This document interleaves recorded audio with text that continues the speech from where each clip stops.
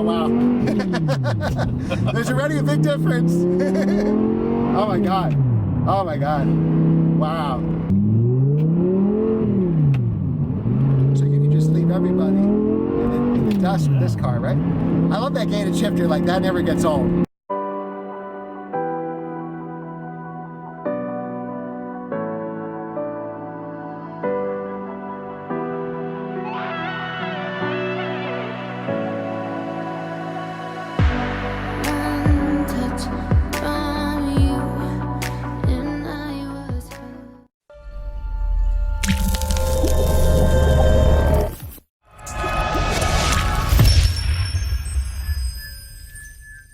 Hey guys, it's Glenn from glenscarcollection.com, and we're driving an Audi R8. Now, we've done 600 car reviews on this channel. I personally have owned about 100 cars, and I've never actually done more than sit in an Audi R8. So today we're actually going to have a comparison. These are both 2014 models. We're going to drive the V8 all-wheel drive S-tronic model first, and then we're going to drive a rear drive stick shift V10.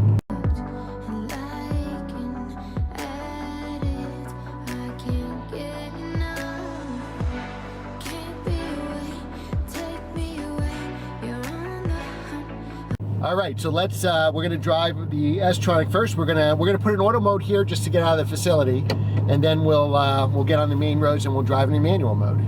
GoPro, start recording. Best thing ever, remote GoPro. All right, so this is a 2014. Yep. And where'd you find this, at a dealer or a private sale? Or it sounds great, wow. This is a dealer down in Miami. Okay. Happened to pick it up at the beginning of this summer. Oh, so you got it recently? Yep. Now this is a, was it an Audi dealer or just one of those exotic car dealers? This was just an exotic car dealer. Okay. I'd been looking for about 3 years for the perfect spec. Oh, really? And I knew that I wanted the facelift, which would have been 2014 on. Yeah. With the V8. I just love the sound of the V8. Yeah, now I've driven a couple RS4s. We had that on the channel, and they're just, this engine is just amazing. Yeah. And I had an Audi S4, which is the 4.2, but not with obviously this version of it. And somewhat bulletproof, those V8s. Yeah, I never had a problem with my car. No, fairly reliable. Now, this one does have an Aviar performance exhaust. I was going to say, it sounds too good. Yeah. It sounds way too good. Yep. Yeah, the handling is really good. I love mid-engine cars. I love normally aspirated motors. So V8, V10, I've never owned a V10, but you know, a high winding V8 that goes to 8,000 RPM, there's nothing wrong with that. Now it goes every bit of it. You can get into it. Now, did this exhaust come on the car, or did you? It did. Okay. It came fitted on it. However, funny story, I was on the R8 Talk forum, and there was another member I had mentioned that I was just buying this car. Yeah. And he said, I think you're buying my R8. We should link up. Oh. So I contact this guy, and he says, FYI, there's actually a performance exhaust already in place that I put on. Fantastic. So I got all the details from them. The dealer did not disclose that when I was purchasing it, but I'm pretty happy with it. Sounds amazing. Yeah. And it's pretty good on the highway, no drone or minimal. No. There's limited drone when you're going up into 6th and 7th gear. But you can shift around. Yeah, it, right? absolutely. Yeah. And the good thing about this S-tronic is a lot better, from what I hear, than the R-tronic version. Yep. So the R-tronic, as I understand, was a single clutch. Right, this setup. is a dual clutch. This is a dual clutch. Yeah. Audi's dual clutch is really good. It's terrific. Yeah. I've never had a problem with it. The shifts are lightning fast. You know, the auto mode isn't half bad, I can tell you. So I'm having an auto mode here. We're in 4th gear. So it upshifts quickly, just like anything else, any other auto. But actually the shifts are pretty smooth. They're imperceptible. Yep. Now, there's also a sport mode button on here. Okay. And that completely changes the profile of the car. The shifts will change completely. The rev range will change. It'll hold the gears. Yes, absolutely. All right, let's put it in sport mode. Okay. You don't have to have speech voice. Oh, no. Does it open the baffles on the exhaust as well? Yes, and it'll also automatically downshift for you. Oh, wow.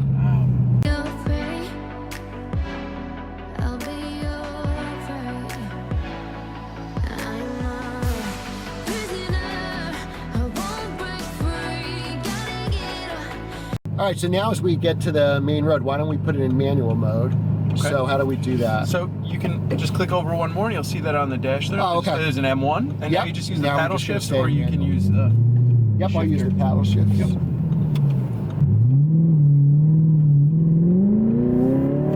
Wow. Oh, it's got good power, great sound. Wow. Yeah, it moves. Yeah. So we got 430 horsepower. Yep. Yeah, it's got more than enough power for sure, especially on roads like this. And the sound when you downshift. Yeah. All right, let's try downshift here. Oh wow. She barks. Yeah. I'm going to say you definitely need an exhaust on these cars to really experience the whole thing. It really livens up the V8. Oh wow, look at that. Now, is your plans to drive this all the time, or like Nope. a nice weather?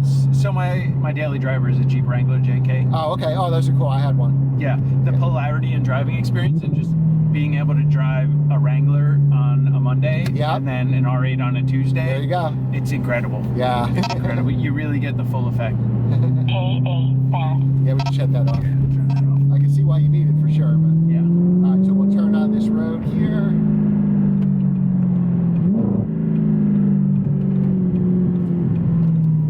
Oh, not before it's ahead. Oh, you know what? I should have went down. That's all right. Wow. Yeah, you got plenty of power. Yeah. The handling is actually very good. This is all-wheel drive, so it's going to be, a little heavier than the rear drive equivalent car. But because it's mid-engine, I think it hides the weight kind of. Most Audis, like my S8 or my S4, the engine is so far out in front that you really feel the weight. GoPro, start recording. It's a little finicky for some reason. The ride is really smooth. So you have the what do they call it? The Magna Ride suspension. Sorry, right? this is the Magna Ride suspension. This is a stock suspension. This whole car is stock except for the exhaust. The Magna Ride has been one of those really touchy, high-ticket items in the event that it does go for the R8, as well as the air conditioner. Luckily, knock on wood, I've had no problems with either of those. The only work that I've had to have done to the car is a front right drive shaft, which really, lo and behold, ended up not being the issue. Right. I heard a popping noise when turning the wheel, and they said that it could be the drive shaft. So they went ahead and replaced it under warranty. It was no problem. Oh, that's great. And you had mentioned you had an aftermarket warranty, right? Yep, I have an aftermarket warranty through Fidelity. Okay. 6 years, 60,000 mile exclusionary, so that's everything covered. Oh, wow. Yeah. And what does something like that typically cost? I believe that mine was quoted $3,500, and that's also with a tire and wheel warranty as well. Oh, as well. Wow. Yeah, which was pretty incredible. I need that for my S8. I've already blown 2 tires. I've had the car a year and a half. I've blown it 2. What kind of tires do you keep on there? Well, I have 21s, the standard tires, Continental, Conti Sport, and then the winter I have a Blizzak setup with Yokohama Snow Sports, I think. Very nice. But so I've gotten taken out one of each from potholes. The ride is really good. It must be the suspension, but so yours is a low mileage car, about 22,000 miles. Yep, I got it with at the beginning of the summer with 17,000 miles. Oh, so you put 5,000 already? Yeah, in a couple I love of months. this car. Oh yeah. Anytime I have to go out for groceries, it's the car I'm taking. This is a beautiful color too. What's this color called? This is Daytona Gray Pearl. Wow.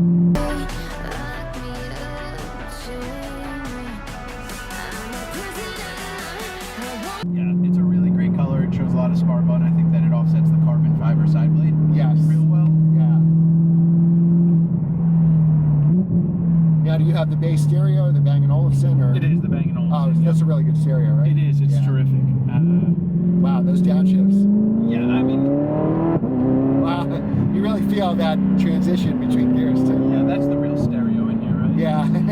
Yeah, we're not turning the radio on. Yeah. I should have said, what? There's a stereo in here? I had no idea. Wow, this is awesome, the R8. Yeah, I've been going back and forth for my next car, 997 GT3 or an R8. So I really wanted to drive a couple R8s. So thank you for letting me drive just to experience it. Yeah, I mean, this is like, I believe it when they say this is an everyday exotic car. Like with my McLaren, there's a lot of compromises. And, this is a German car, so you know it's going to work. And it really, this is easily a car you can drive every day because we're comfortable in here. We have a real interior. We have real air conditioning, real stereo if you need such things. I think the carbon fiber really looks great in this car. It makes a huge difference. You really feel like you're in a $100,000 car interior. Yeah, it's those little things that they did with even like the shifter here with the texture. Yeah. On the shift knob there. That makes you feel like you're in something a little different than an S4 right. or an RS4. Right. Yeah, it's a whole different experience when you drive mid-engine cars. Like I love mid-engine cars. I was lucky to have a lot of them with the NSX, the Lotus Exige, the McLaren, and once you drive mid-engine, it's really hard to go back. Like, you get that front engine, and you're like, oh, it's not the same as a mid-engine car. No, this is my first mid-engine car. Yeah. It would be very difficult, I think, to move away from this. Yeah, if you ever sell this, you're going to want another mid-engine. Yeah, I've driven 911s with the rear rear end being really tail happy and whippy, and that was tough for me to drive. For the 911s, believe it or not, I like the mid-engine cars better. Like I had a Cayman S, another mid-engine car I had, it was awesome. Because you can really throw it into speed. You can throw it into the corner at any speed. Yeah. Now here I feel the extra grip though of this all-wheel drive. You can really feel like you got so much grip driving this car. It reminds me of the 911 C4S I had, 996. It just had a ton of grip. So you haven't experienced this in winter or anything? Nope. I'm not sure I will. Yeah, just because of the salt, right? Yeah. I mean, you can easily drive this. I drive my cars as long as there's not salt on the road. Yeah. And that's really where I like to drive my Wrangler anyway. Yeah, oh yeah. Yeah, Wranglers are great. They're awesome. I had my Wrangler forever. Yeah? Yeah. What year's yours? I have an 18 JK, so it was the year where, I guess, partial year they went JK and then closed it out and went JL. Okay. Yeah. So I have that last year of the JKU. Nice. It's a terrific car. Wow. Yeah, you know, it's a heavier car, but it hides its weight pretty well. I think that's because of the mid-engine and obviously the suspension. But it's just as much fun on these turns as anything else I've driven here. Wow.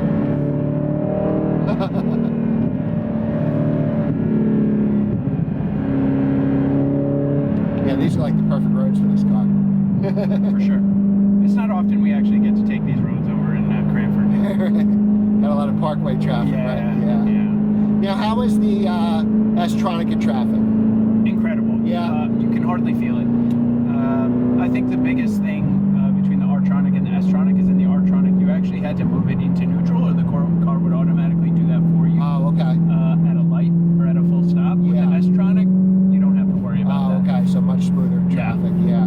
Because really, the dual clutches, they shift up and down so fast, but a lot of time where they fail is traffic, and that's probably one of the reasons for the dual clutch in the first place, so you don't have to go with your clutch and your stick, you know? And if it's not going to be good in traffic, then what good is it? Right. You know?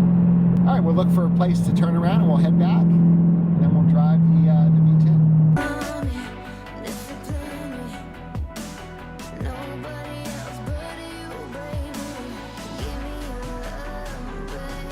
All right, so we're going to turn around here. Be very careful.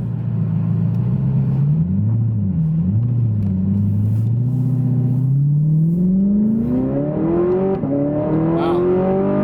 Oh, yeah. And we didn't even go close to 8,000 because it's not my car, but you got plenty of power here for sure. Now, how is it, like with speed bumps and stuff, it's a 2014, so there's no such thing as a front lift, right? Yeah, no, there is not. But it is, you have enough ground clearance to be able to go over speed bumps without even having to turn to the side. Oh, that's good. Oh, that's great. You don't have the same day-to-day worries with driving like you would with a Huracan or a McLaren or anything like that. Now, how's the attention with this car? Does it get just as much attention as those cars in your experience, or are people used to the R8s now? I think people are used to the R8s now. I do think that it gets special treatment from the people that do understand the R8 and are familiar with it. But it doesn't get the shock factor, the wow factor that something like a McLaren or a Lamborghini. Right. You know, bright colors might do that too. If you had this in orange. Now, have you spent any money on service yet, or oil changes expensive? I have. I've done an oil change. I actually performed a 20,000 mile service on it. Okay, yourself? No. Okay. I always have it dealer made. Yeah. I'm a tech guy by trade. I'm not a mechanic, so I kind of trust that to the people that know what they're doing. And that cost me right around $500. Oh, that's not bad at all for 20,000 mile service. No. Are there bigger services like a 30,000 or 60,000 that are more expensive? There are. I haven't checked into the price of those, but those are a little bit more expensive. I just love the downshift. Yeah, so the sport mode's everything. I can tell. So the baffle's open. Now, when you shut off the car, does it? Do you always have to put it in sport mode, or does it leave it how you left it last? You always have to put it in sport mode. So it'll be quiet when you're waking up your neighbors in the morning. Yeah, the cold starts on this are still very loud, even outside of sport mode. Now, how's gas mileage with something like this? Like, who cares about gas mileage? I wish I knew, to be honest with you. I just know I'm filling it up a lot. Yeah, I see we got 3/4 of the tank. Well, like I said, I was in a Carrera GT yesterday. Yeah. That gets about 5 miles to the gallon. I think you can actually check it. We'll check the gas mileage if you want when we get back. There's a screen that will show us. Okay. Not that important, just curious. So far, has it been everything that you thought this car would be? And more. Yeah. I truly love it. The analog feel of it. Right. It is very analog. Yeah, and I've driven new Audis where everything feels very electronic. Yeah. The screens are LED screens. I like the traditional R8. Kind of the analog feel of it again. Yeah. It's great. Yeah, the handling is great. It stays so flat. And what's great about this car is it's so comfortable. I feel comfortable in the seat. I mean, you don't buy an exotic car for comfort, but this is a car you could, or you could use it every time. Like this is more. My McLaren is pretty comfortable, but it's not like this is a next level comfortable. That car, after a while, it hurts your back. This car, I think you could drive all day long and you'd probably be fine. Now, you recommend if somebody bought one used, they should have some sort of warranty? There's no doubt. I sleep well at night. Knowing you have the warranty. You know, but at the end of the day, it is an Audi. Right. I don't think that there's anything on here that is so incredibly unique and expensive outside of the standard traditional Audi mechanics that would cost you an exponential amount. Really, the cost, I think, comes from the labor to put into rip the engine out to replace the air conditioning. Right. That's where the real cost comes from. I just had a friend with a V10 Spider R8 who had to have the full suspension replaced. His mag ride failed. And that ran him about $6,000. Wow. He didn't replace it with a mag ride. Replaced it with coilovers. Yep. Yeah. KW setup, I believe it was. And he said it rides great. Yeah. So. Well, that warranty, I think, is worth what you paid for it, especially with all that many years of coverage. Absolutely. Yeah.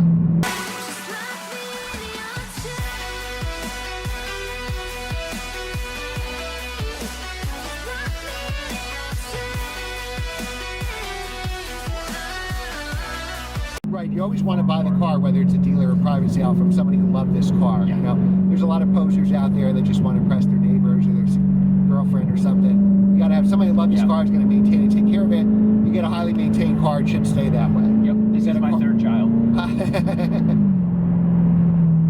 Kids cost just as much, though.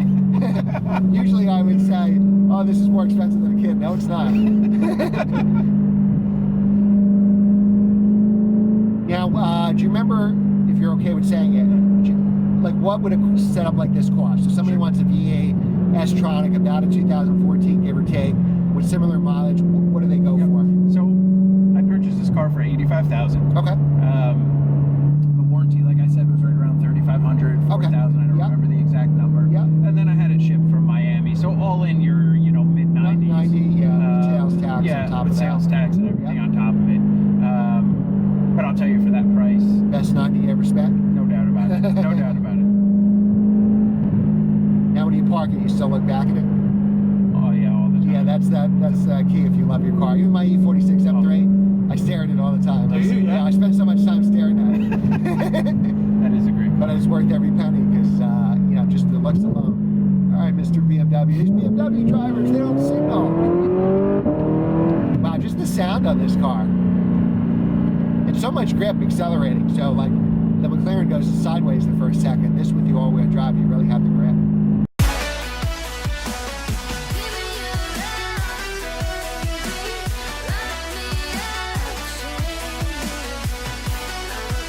You never hit the brakes in this car anyway, right? No.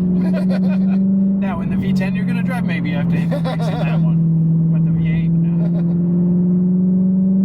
I mean, the V8, budget-wise, obviously the V8 is going to be cheaper. It's going to be cheaper to maintain. So there's no wrong answer getting into a V8. Whatever transmission you choose, it's going to be a really visceral experience. And you can get, obviously, a V8's a lot of car for the money, and it's going to be, there's our friends, it's going to be the less expensive to buy into and less expensive to maintain over the ownership. We'll put it in normal mode here just because the road's bumpy. And let's put it in auto. I'm just going to go this way. One more over, yep. Yep. See, now we got this is a real bumpy road to begin with, so you see the camera shaking, but it's a much smoother ride, and the shifts are going to be just because of the roughness of this road. You can see the shifts are a little bit more tame. Yeah. Yeah, like I didn't even notice where we're going 20, 30 miles an hour, we're in 5th gear. And I didn't notice any of those shifts. They were such smooth, almost like a torque converter. All right, as we go over this speed bump, now we're gonna hop into the V10. Manual converted rear wheel drive. So they came with all wheel drive. This car was actually converted to rear drive. So now we have the full gamut of Audi R8s. And at the end, we'll give you, I'll give you my thoughts, pluses and minuses for both vehicles. All right, we're going to get in the V10.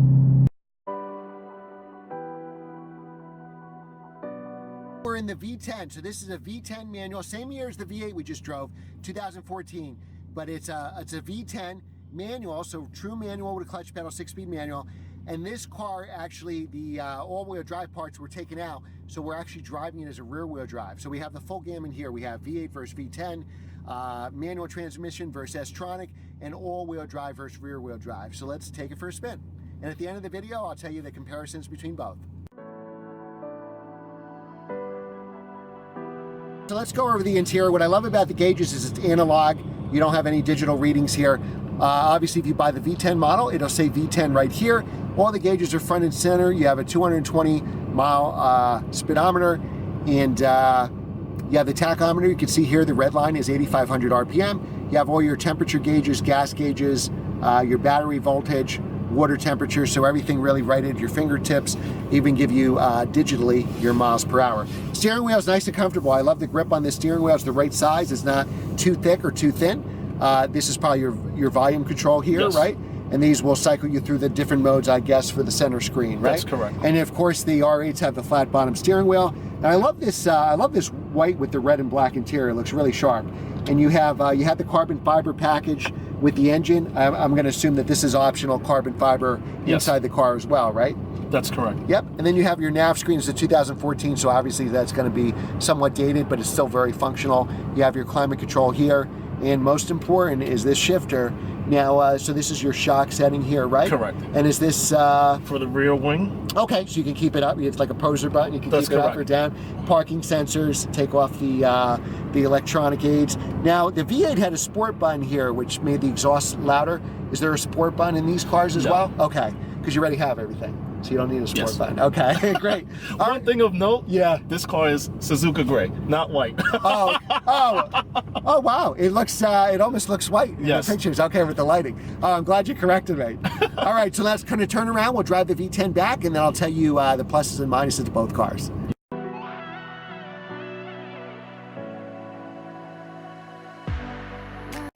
All right, now I feel there's a lot more power under my right foot, and I'm still in a parking lot. But the V8 was very impressive, it really was. And even with the S-tronic, honestly, I didn't think I would like a dual clutch transmission, but it was actually very good.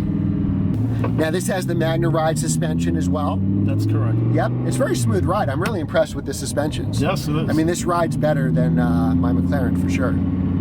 I love that click from the sound from the shifting. That's right. That's awesome. It's like Ferrari. I drove a 550 Maranello Ferrari once, and that clicking was just awesome.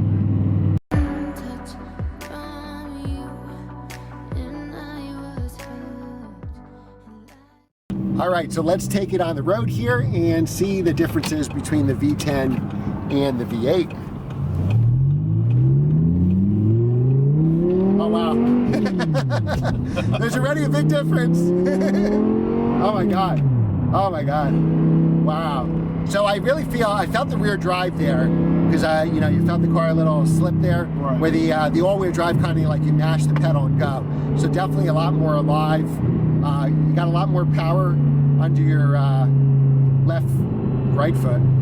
See, I'm speechless. And higher red line. So I noticed 8,500. It was an 8,000 RPM red line on the V8. The noise, you can't really. It sounds like obviously a Lamborghini, like a Gallardo with that V10 noise. Right. And this car has a Rev 9 stainless steel exhaust. Oh, it does. Oh, wow. Yeah, the exhaust makes a huge difference for sure. Yeah, but I can just feel all that power in the revs. It definitely a different sound for sure. What I like about the R8s as well is you have the handbrake here, no electronic parking brake. Now gas mileage is probably a lot worse. A lot worse. Is it single digits? No, I mean, average about 15, 18. Okay, yeah, for a V10, that's probably actually good, right? Right. My V8 M3, I remember, was about 17 miles per gallon. But I was in a Carrera GT yesterday, probably got single digits when we were hustling it, you know?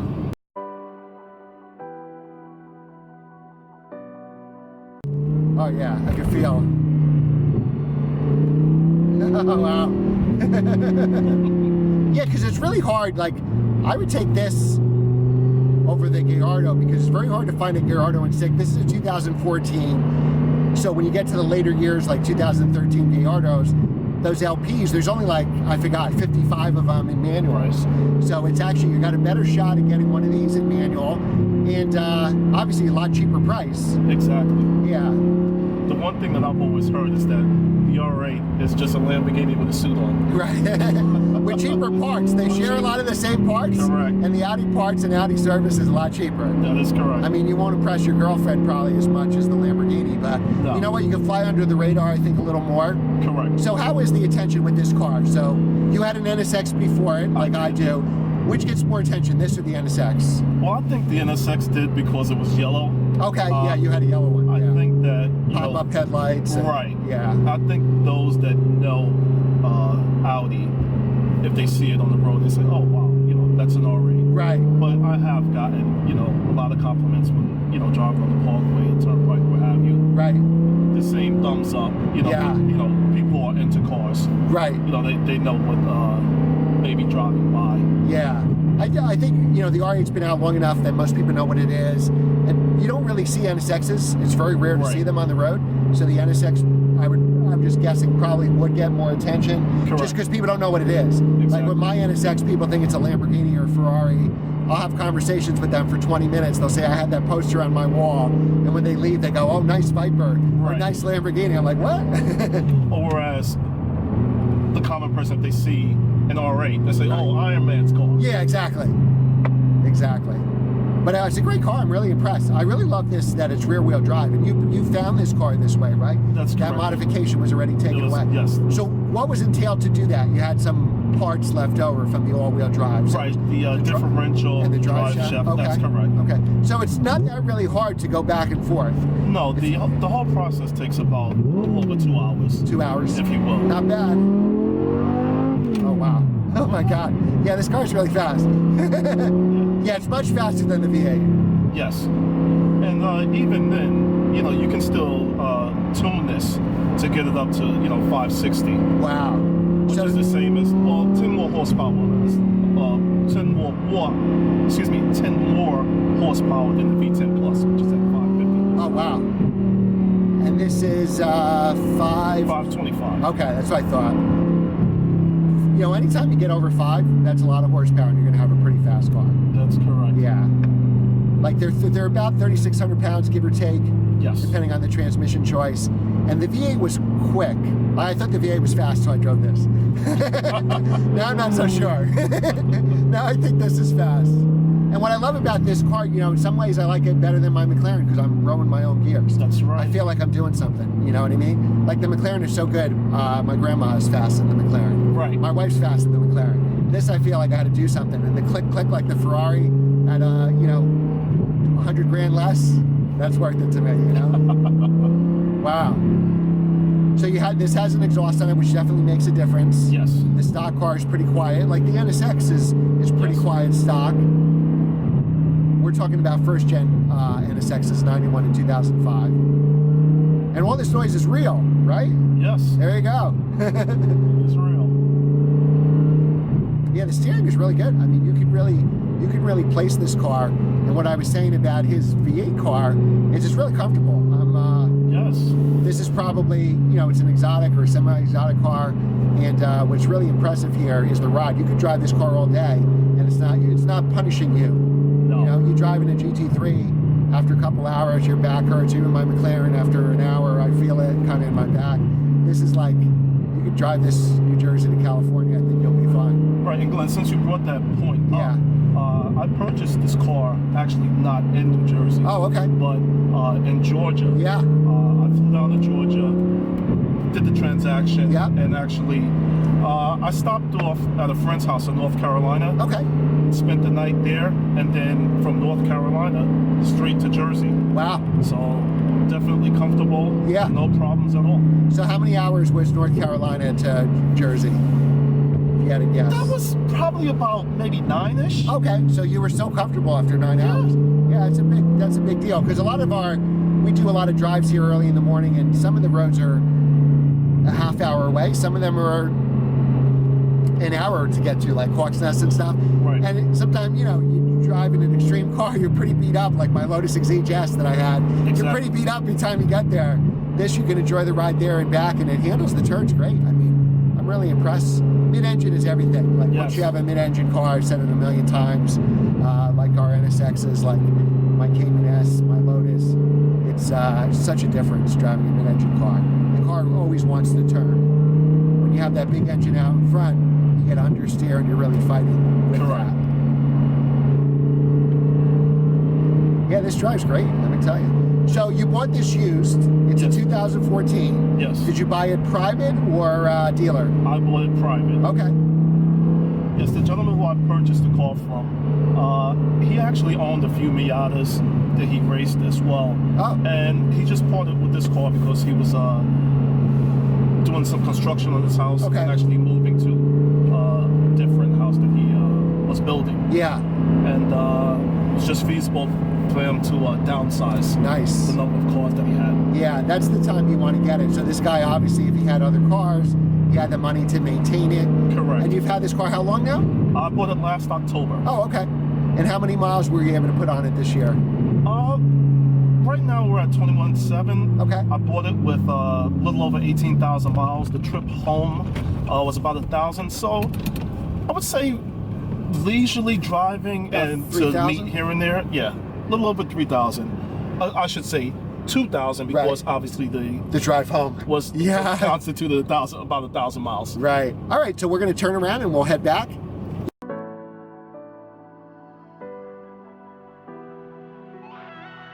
All right, here we go. Wow. How do you not rev this car out, you know? I do hear it. And the best thing about how good the engine sounds is it's right behind your head. So I don't know how good the microphone's picking up here. It sounds way better to us than it does to you.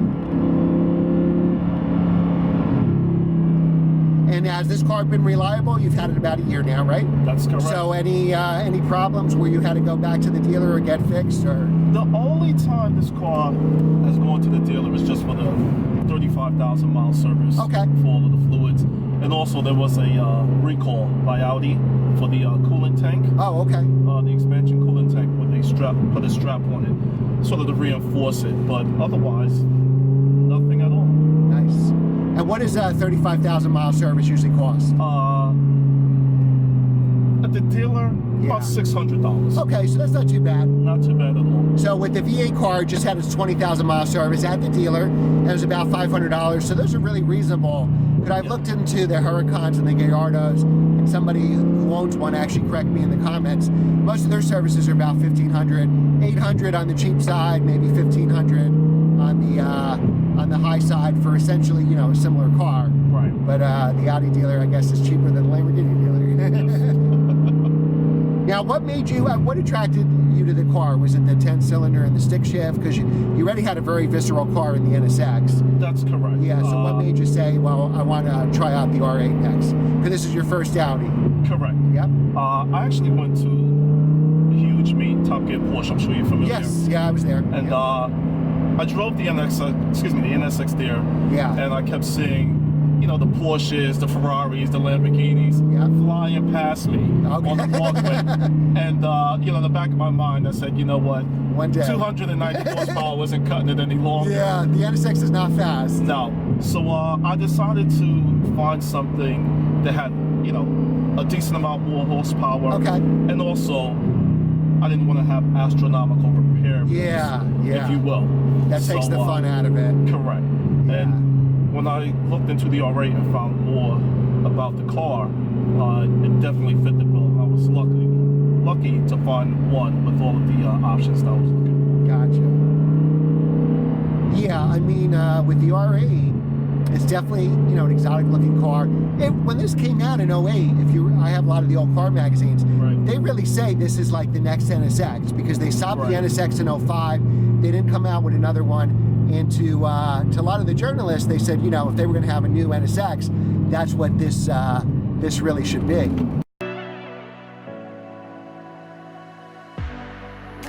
biggest option, it had to be manual.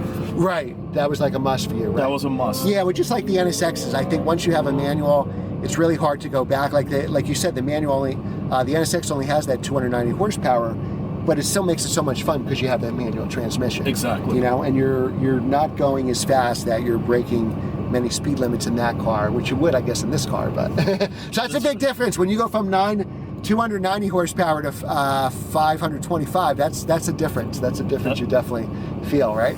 You definitely notice it. The shifter is great. The clutch is nice and easy. So this is an OEM clutch. Yes. I'll turn around up here. You have steel brakes, right? Yes, the stainless steel brake package. Yep. The carbon ceramic brake package. If you do choose that option, it's like a $9,900 upgrade. Right. It's expensive. Yes. And I think you don't really need them. I mean, the advantage is if you're going to track the car, maybe that's a different story. Yes. But, you know, you do save on unsprung weight, so that's the appeal. But as I mentioned when we were driving the V8 car, like my McLaren has the ceramic brakes. On a cold morning like today, it takes forever to get any heat in them. Right. You know? But the steel brakes are fine. I'm sure you could track this car and you'll be just fine with steel brakes. If you're really a track junkie, then you might want to get the ceramics, or you really, you know, care about every ounce of weight, because obviously you'll have some unsprung weight. But Right. so you can just leave everybody in the dust with this car, right? I love that gated shifter. Like, that never gets old. Never. So on his paddle shift car, it's very easy to go through the gears because you don't even have to use your left leg. So, and with that sport button, it opens the baffles on his exhaust, which is aftermarket as well. So I would say the first thing for these cars, V8 or V10, whatever you choose, you definitely want an exhaust on the car because they are kind of quiet from the factory. Handling, I would say, seem about the same for both cars. They both sound amazing. V10, 20-30% better, 50% better maybe. But you can't go wrong with either car. If your budget is a V8, get the V8. I do like the manual better, but the S-tronic I was impressed with. It's not the R-tronic, which was a single clutch. It's the S-tronic, which was a dual clutch. And the shifts were actually pretty good. So if you don't like driving stick, or you're unable to, and maybe you're going to sit in a lot of traffic with it, the S-tronic is definitely a good transmission. On the V10 side, though, I think I would definitely get the stick for sure, just because if you're going to have a V10, you might as well enjoy it to the fullest, right? Absolutely. Now, just being in third gear here, your third gear, you got a lot of leeway. We're still at lower RPMs, and you got this great sound, and you got plenty of RPMs left if you need to accelerate. Brakes feel real good on this car. Really good stopping power. Wow, this is a really good car. Thank you. I can see why you chose it. Now, is this a car you'll probably keep for a while, or do you always have your eye on something, or? I think this one is a keeper for maybe 4 or 5 years. Yeah, it's very hard, and that's a long time for us car people. How long did you have your NSX? 4 years. Okay. Let's go. Yeah, that's about a time when you get an inch. On these turns, on these S turns, I really feel the rear drive. I really feel like the back end moving, but in a good way. Yes. So the all-wheel drive car is probably, if you're a newer driver or never had an exotic car before, the all-wheel drive could be better for you because, let's shift, because you have that ultimate grip. I saw how much grip you had in the turns with the all-wheel drive. But the rear drive is definitely more fun. If you're not driving this car in bad weather anyway, go rear drive, and it probably saves you a little weight too, right? Yes. Saves you probably a little 130, somewhere in that range. Yeah, the rear wheel drive conversion saves you about 150 pounds. Okay, so that's a good amount. You know, they have Carrera T's out there that people pay big money to save 40 pounds. 150 is pretty significant. Yes. I can't believe how good this car is. Wow. I think it's the complete package. So it's not just the V10. It's the V10 with the sound. It's the revs, the 8,500 RPM, which we didn't even get close to. So imagine how good it is at the 85 RPMs. And the handling, the reliability. You know, you can push this car car hard, not worry about it breaking, right? That's correct. And because it's a V10 and stick, which is a pretty rare configuration, most of the V10s are non-stick, at least 2/3 of them. I looked last night at cars for sale. About 2/3 to 3/4 are the S-tronic V10s. And then the last year the manual was available was 2015? Yes. Okay, so you're close to the end being a 2014 model. Yes. There were more V10s and stick for 2010s, obviously, than it seems for 2014s. Wow, this is a really good car.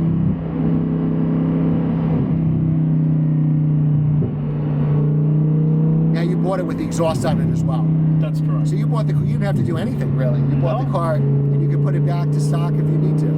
Right. The only thing I purchased for the car was the changing of the tires. Oh. The tires that were initially on the car were the Continentals. Okay. But I switched to Michelin Pilots. Yeah, Pilot Sports is so much better. Oh, you have 4S's? Yes. Oh, that's a great tire. And the tire sizes on this are 235, 35/19 in the front, and in the rear 295, 30/19. Oh, they're still 19s. Yes. Oh, wow. You can also go 305, 30/19. Oh, really? But I just kept it the same spec as from the factory. Gotcha. Wow. Rev matching. Yeah, gotcha. Wow. You see, there in those tighter turns, you feel there that it's a rear drive car. I love that clicking sound. Yeah. Now with the paddles, you'll do it more. Like with the paddles, you see I'm going up, down, because it's just easier, you know? Right. But here, every shift here is worth it. Wow. Now, the more I like a car, the longer the video is. So this is a longer video because I like it.